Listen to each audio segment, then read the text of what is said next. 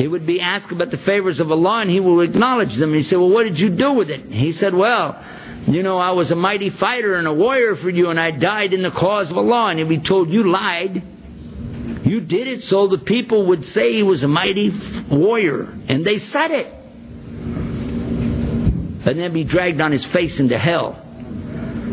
And the next one would come and be asked the same thing, acknowledge the same thing, and he'd say, you know, I did give so much of my life for knowledge, to get the Quran or get the things and teach for the sake of Allah.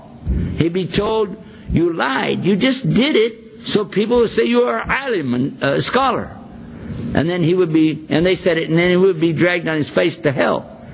And then it would be, and a third one would come and be asked the same thing, and he would say that he gave his whole life in being generous with all the things that Allah gave him. He gave, you know, philanthropic status. He gave so much wealth away to the poor and so on. And he'd be told that, no, you just did it so people would say you were generous. And they said it, and then we'd be dragged in his face to hell. So all of us have to check our intention on everything we do all the time. And there's another famous story that I heard. It's just a story. These are stories to help you understand. But the one where the boy has come into the masjid, and there's two old-timers sitting against the wall, and they watched this young boy come in to perform the salah. And when he came in to pray, he stretched himself out there, you know, in the ruku', and when he made the sajda and everything that he did, they kept saying, oh, mashallah, look how he prays. Oh, mashallah, look how he stands. Oh, mashallah, look how he sits so straight and so tall. What a beautiful way he followed the sunnah and all that he does in his prayers. And when he was all over, he turned to the right and to the left, and he said, Assalamu alaikum wa rahmatullahi wa barakatuh. And then he turned to the two old men and he said, and I'm fasting too.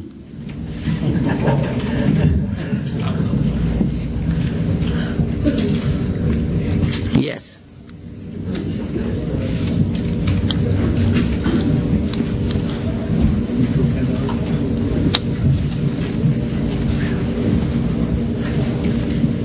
The question now is, how do you encourage a person who say they believe in Allah but they're too lazy to pray?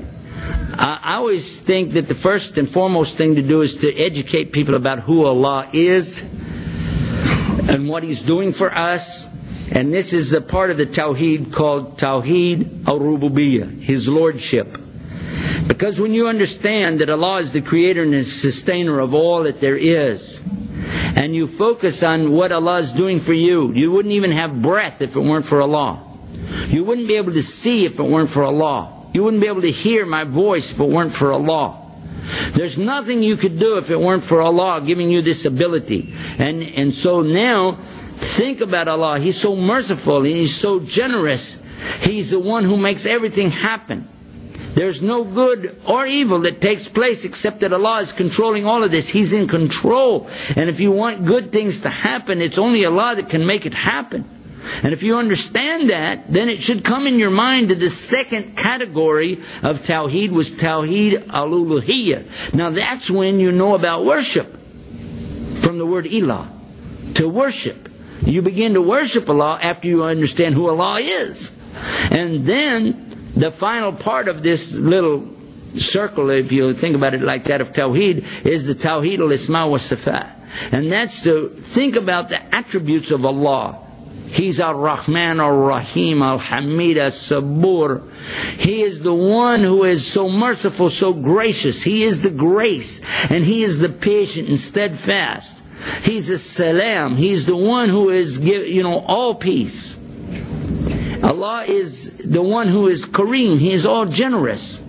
So if you understand that He is Al-Malik, the King, and He is the owner, the sovereign Lord, and you think about these qualities of Allah and you meditate on that for just a few seconds, you're going to start to say, wait a minute, I need to do something here. And they should be stimulated by the presentation to the level where they want to get up and pray. But you cannot beat people into prayer. You can't do it. And you might shame them into it, you might trick them into it, but it'll only be once and they'll never let you do it again.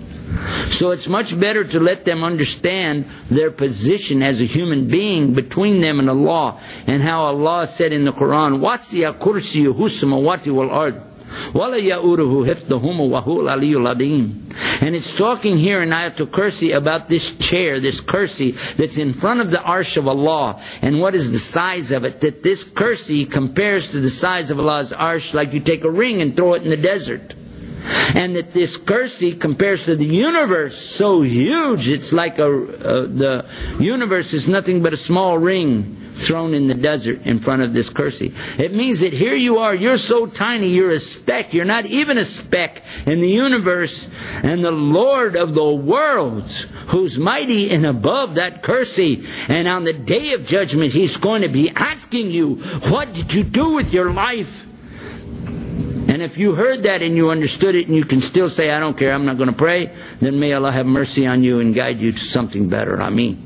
And that's what I would always do, work with them on their tawheed, work with them on who is Allah, and insist that they know